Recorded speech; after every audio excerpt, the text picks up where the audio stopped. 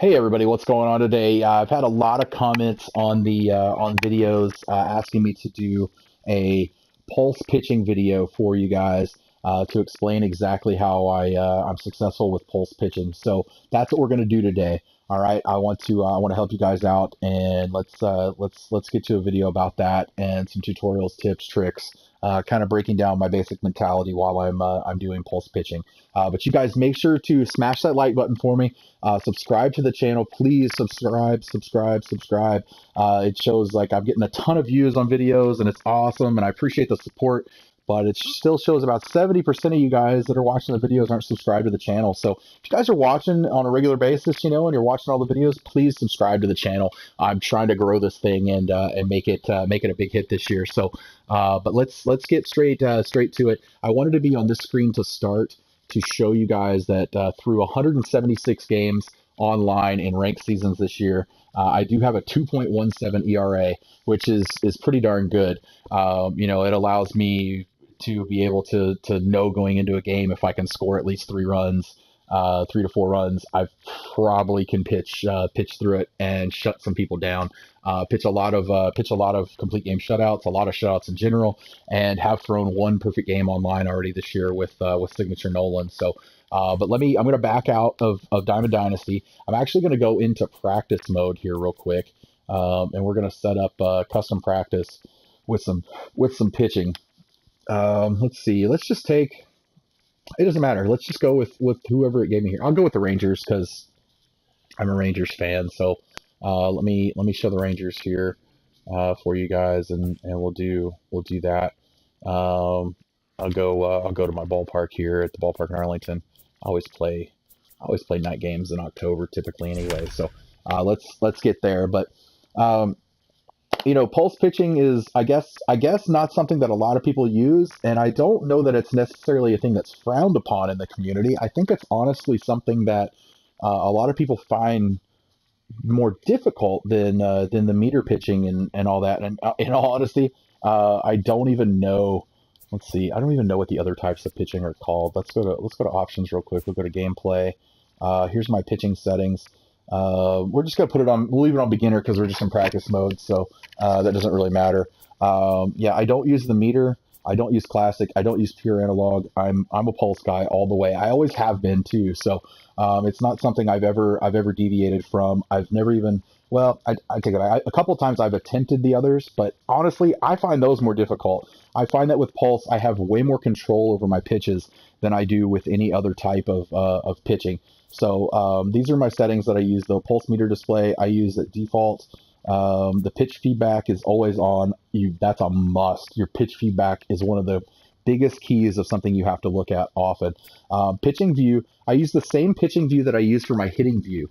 I use strike zone high. It actually, I find, helps me better in my hitting if I see the ball from the same camera angle with both hitting and pitching. So, I get the same exact view. And a lot of times this year, you may have the Nolan in a matchup pitching for you or Kershaw because they're XP rewards.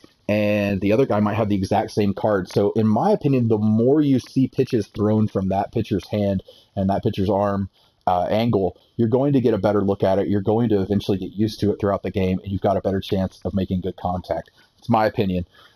Pitching ball marker, I leave pitch trail on for that. There's pitch trail fade, but I prefer to have it. I prefer to have it on as opposed to any of the others. Pitch confidence is the little blue meters next to the pitches. I leave that on. Pitch delay, that doesn't matter for this really. I just like to make it faster for gameplay. And the API, adaptive pitching intelligence, I just leave it at default. So that's no big deal. But let's go here to create play. Let's see. I want to go pitching, and I want to repeat play. So we're just gonna repeat this play. We're gonna keep pitching to the same batters. Let me take a different pitcher. I'm gonna take somebody like let me take Jose Leclerc. I've actually liked using him throughout the year so far. So all right, so here's what I do. Okay, playing the computer is one thing. Playing online is obviously a different thing. But I honestly go into whether it's the computer or the online opponent. I go into it the exact same with the exact same mentality. So first of all, let me explain to you guys one thing about pulse pitching. Where you aim the pulse itself, all right? And I'm talking about the pulse itself, okay? Where you aim that, with every pitcher, it tends to be just a little bit different, all right? And what I mean by that is some pitchers will have a tendency to always throw a little bit lower than where you're aiming.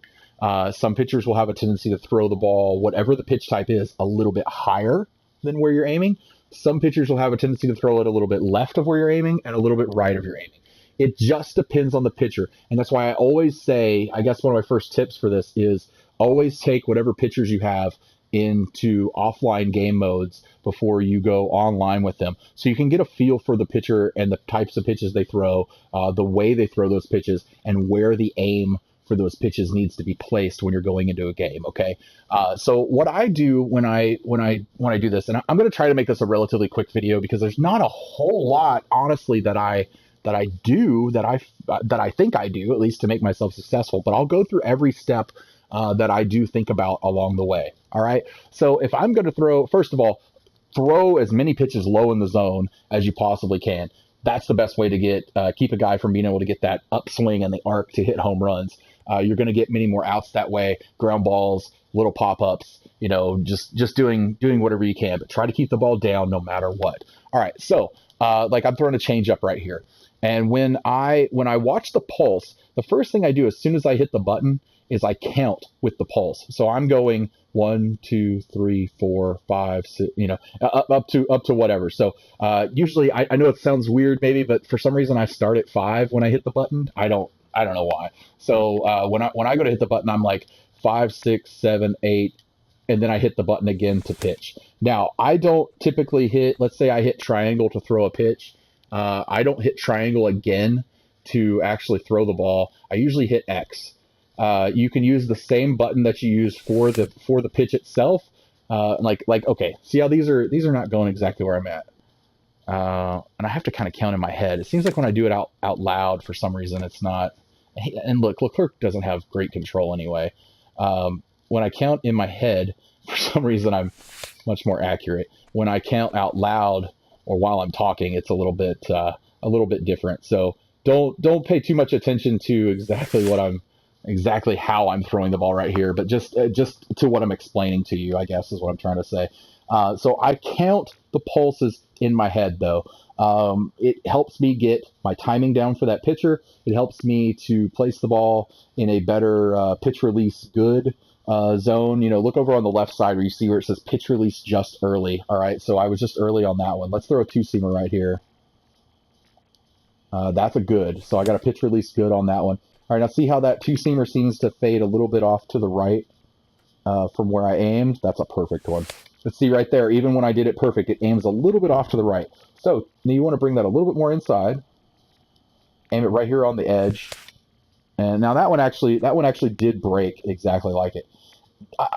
For the most part, though, what I was explaining about how the pulses and each pitcher is different of where they throw it, if they throw it a little bit left or a little bit right or a little bit up or down, is pretty spot on. I found there's some pitchers that are dead on with where you aim it, and it probably depends on your accuracy of your pitcher and your walks per 9. Those are the two things that determine control for the pitches that you're throwing. But really, that's the main thing that I do is I just get a count going in my head. Another thing I do is whenever I throw a pitch, like if I know I'm throwing, like it's trying to get me to throw a slider right now. If I know I'm throwing a slider right here, I already know, no matter what the next pitch I'm going to throw is. Or at least I have a 90% good idea of exactly what pitch I'm going to throw. I always try to think at least one pitch ahead of the pitch I'm throwing. I find that I follow that a little bit more. The other thing, and I went over this in my pitching tips video as well, and you guys watch that because it'll go a little bit more in depth with everything I actually do while pitching just in general. You watch the swing timing of the player that you're pitching to. Like here, I'm throwing a four-seam fastball right here. Okay, so he was clearly early. That's why he pulled the ball. So swing timing is early. So if you're early on a fastball, you want to throw maybe a changeup or a slider next. You want to throw something that might fool him a little bit. make them chase something, make them swing and miss. That was a good pitch though. But that's where I watch that. I watch that your feedback meter. Excuse me. It's more important. The feedback meter is, in my opinion, while you're pitching as opposed to while you're hitting. In all honesty, the hitting one can be the accuracy on that one. I'm not really sure how the accuracy. I'm not really sure the percentage on the accuracy on that one. Okay, sometimes I'm like, no, I don't feel like I was where that bat shows I'm going through the zone. But their swing timings will show late. If they're late on fastballs through the whole game, keep throwing fastballs until they prove to you that they can square one up and hit it. I mean, if you've got a guy who's just swinging and missing and the ball's already in the catcher's glove, then keep throwing fastballs. He clearly can't hit a fastball, and his timing's thrown off for that game. If you've got a guy who's early on every changeup you throw, keep throwing changeups or sliders or curveballs, off-speed pitches, splitters, whatever, until you and I know splitter's a fastball, a type of fastball, but still, throw those until he proves he can hit it. That's huge. That's huge to being successful while pitching. You've got to pay attention to that. Try to get in the hitter's head a little bit while you're going through a game. I think that's very important for how you have to approach it mentally. Pitchers are typically a little bit of in your head kind of players on a baseball team, obviously, and you guys know that, I'm sure. They're a little bit of a different breed as opposed to hitters are, but they have a completely different job. They're in control of the game, the entire portion of the game. So you have to kind of go into pitching a little bit differently mentally than you do hitting. Don't feel like you have to rush your pitches. Okay. I'm so used to using pulse that I probably go through pitches fast. If you guys watch my gameplay, you see that I guess some people maybe consider that I'm quick pitching them. I'm not trying to quick pitch anybody. I'm always prepared. Like I said, I always know the next pitch I'm going to throw. I always, I kind of have a general idea of everything I'm going to do throughout the game. Now I will, like I said, I'll change that every once in a while, just depending on their swing timing and all that. Maybe after a pitch is thrown, and I might make a different decision right then. But for the most part, it's kind of like, I kind of compare it to playing a game of pool, billiards game of pool. If you kind of make a shot to be successful to set up the next shot that you want to take. So you're going to make a pitch successfully to set up the next pitch that you want to throw.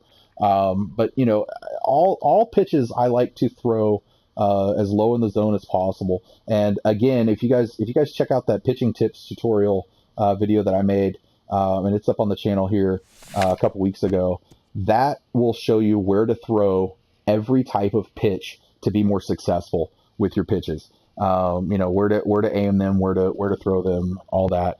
But if you guys want to get a slower pulse, a more accurate pulse while you're pitching, make sure that you look for pitchers that typically have that high walks per nine and control attribute stats.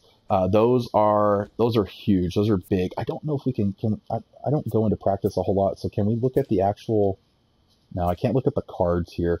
I'll go through and show you guys my pictures here in a minute. But for the most part, and I hate to only give just a handful of tips for this. For me, though, really counting the pulse and trying to maintain accuracy as best as possible is really good for me. That's really, and the pitch feedback. Those are the biggest tips I can give you guys. And I honestly think, I know it's only like a handful of tips, but I really think that if you guys follow those, it'll make you a more successful pitcher, a more successful pulse pitcher. I don't find that the meters give you the accuracy that you need when throwing pitches as I get with pulse. I know a lot of you guys are having issues with the accuracy on pulse pitching, and that's really why I wanted to make this video. I wish I had more tips, and I don't want to get too repetitive with everything that I'm saying. But again, check out that the pitching tips video for sure, because that covers, like I said, every aspect of how I'm pitching in a game. But this kind of gives you a little breakdown of mentally what I'm thinking while I'm going through a pitching video or a pitching outing in a game. Hopefully this helps. Try to practice those, follow those steps. Take your guys offline, pitch with them, get a feel for them. The more you pitch with a pitcher, the more accurate I think you're going to be, and the more the better you're going to be off with a pitcher. Another thing, look, just because a pitcher looks good on paper, okay? And I've got a stud squad right now, so but you can do this with any squad. Don't pay attention to the squad itself, all right? Like Nolan, look at his walks per nine is a 53, his controls a 75. So obviously, his is going to be a little bit more all over the place. But I have thrown a perfect game with him online this year. You can dominate even though that walks per nine and the control per nine, the DB per nine and the control per nine number is a little bit lower than some. Obviously, Kershaw's got a really high number. Bumgarner is awesome with it as well, so much more accurate. Arrieta's a little bit above average with his numbers as well. The control number is really good, so it helps.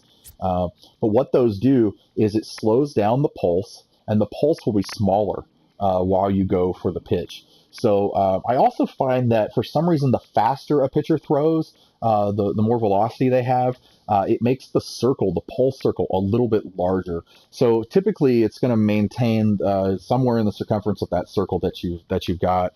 But you want to try to be as accurate as possible. But get a feel for your pitchers. Make sure you're counting in your head with the pulses while you're achieving the pitch. If you guys, it's easier for you to start at 5, 6, 7, 8 like I do or whatever, then that's awesome. If it's easier to start at 1, 2, I don't care. You can start at whatever number you want. That's completely up to you guys. But make sure you count, watch the feedback, get a feel for your pitchers, and I really hope this helps. If you guys have any specific questions about pulse pitching, ask me in the comment section, and I will try to address them to you directly. But these are the things that I go through mentally while I'm making an outing, pitching outing, and trying to shut down another opposing team. So you guys make sure to smash that like button. I can't say it enough. Subscribe, please. And you guys have been awesome this year. I appreciate it. We hit 100 subs yesterday, and at the beginning of the year, I had less than 15. So, I'm glad to help you guys out in any way I can. Ask questions, and I look forward to seeing you guys on the next video. Thanks.